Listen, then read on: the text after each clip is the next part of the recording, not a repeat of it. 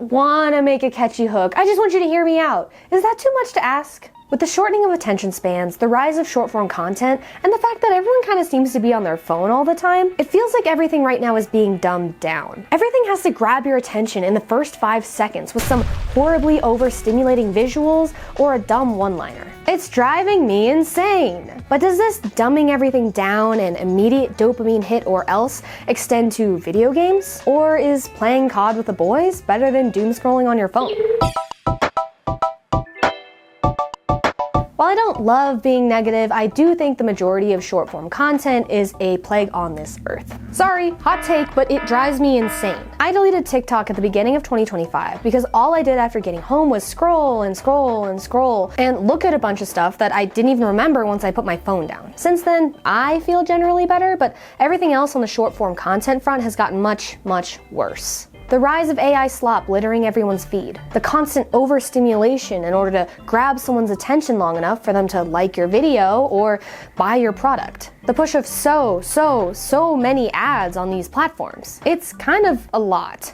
We've all heard that attention is the new currency, which means that big corporations want you to stay on their platform, see ads, and never ever leave, including this platform. But hear me out first, then go outside and hang out with your friends or something. When attention is the thing that everyone is gunning for, and the best way to get it is being as loud, obnoxious, and bright as possible, it makes sense that short-form content is the way that it is. But this can be seen in a whole host of things online, not even limited to TikTok. Why can't anyone read anymore? Why are my coworkers watching AI cartoons tell them facts about food? Why are millions of boomers scrolling through Facebook reposting AI images and videos as if they're real? Why are so many long-form videos turning into just horrible reenactments of Mr. Beast videos? If we showed someone from 20 years ago what we do on our phones today, would they think we're stupid? Short-form content and algorithms change the way that we think. Social media is built to be addictive. Don't listen to what Mark Zuckerberg's telling you. It's built to be addictive.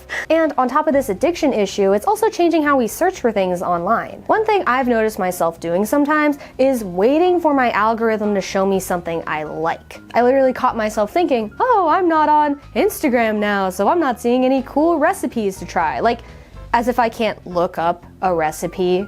I'm just waiting for the algorithm to show me something instead of looking for it myself. We often open these apps in the hopes that it'll show us something that we like, or make us feel like we're learning or being productive. But in reality, after scrolling for 30 minutes, I doubt anyone can tell you much of what they saw. But also, everyone's stressed out of their minds these days, and rightly so.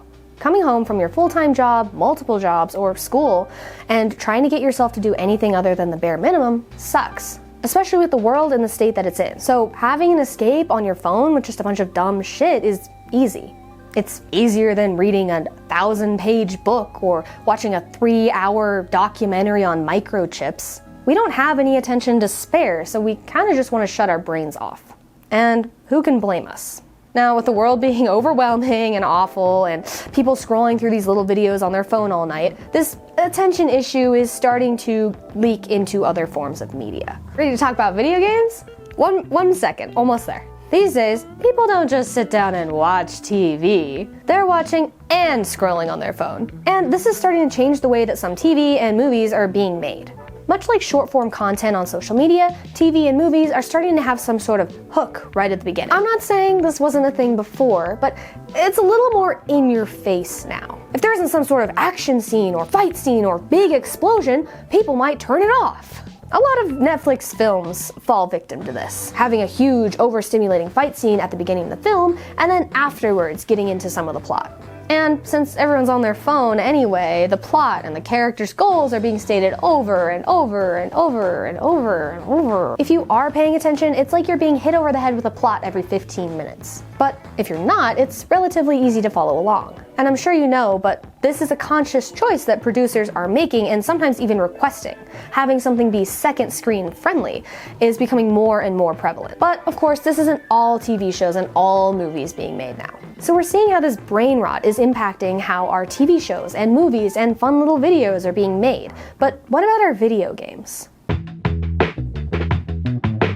Many games today are incredible, with their beautiful world and level design, engaging gameplay, and often devastating or uplifting writing and storytelling. In games, the developer's goal is to keep the player happy, with new upgrades, flashy graphics, or gameplay that just feels good and rewarding. This is all just a part of good game design. Some games require your full attention, sticking you in a short gameplay loop that keeps you hypnotized for hours. Some of them rely on trying to sell you things and even giving you some sort of gambling problem. So it could be said that games are starting to be designed just like social media, to grab your attention as long as possible and to be as addictive as possible.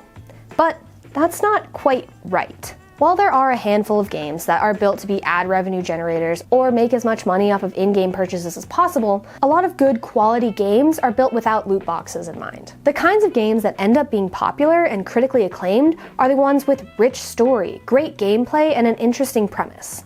As I've talked about in other videos, there are more games being created now than ever before. In 2025 alone, there were over 20,000 games published to Steam. And because publishing garbage is really not that hard, a lot of games published to Steam aren't that great. But even with that in mind, the number of truly great games is extremely high.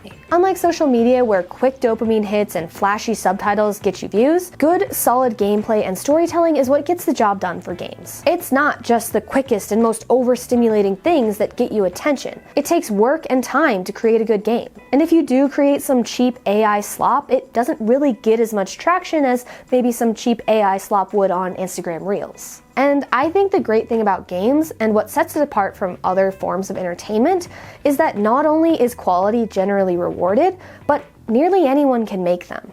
TV production can turn into a pipeline, where things can only be approved if they fall under a certain set of guidelines, such as being second screen friendly. Whereas publishing a game these days doesn't have all that red tape. You can publish trash, or you can publish something really good without much oversight from where you're publishing it to. Much like good TV shows and good movies, the way good games are being designed doesn't really seem to be changing all that much. The focus is still on quality. Developers are still working hard to create something with meaning and thought behind it. They want players to feel something when they play their game. Games are about people and their experiences, their happiness, their love, their grief, their longing, how we relate to each other in the world, how we confront mortality, or maybe how we avoid confronting it. I'd like to believe that on the whole, people want things that are meaningful and interesting, that we prefer not to be shown things that assume that we're stupid. As humans, we tend to take the path of least resistance, choosing to scroll for hours and hours on end and engaging with content that doesn't really challenge our thinking. But I think we can still see the value in longer form experiences and stories. Things that show us new perspectives, and things that dive deeper into real emotions and real problems that we all face. I think games can save us from this attention economy, and free us from the chains of short-form content. The chains of rotting our brains in front of our phone screens. Instead, we can play COD with the boys for hours on end.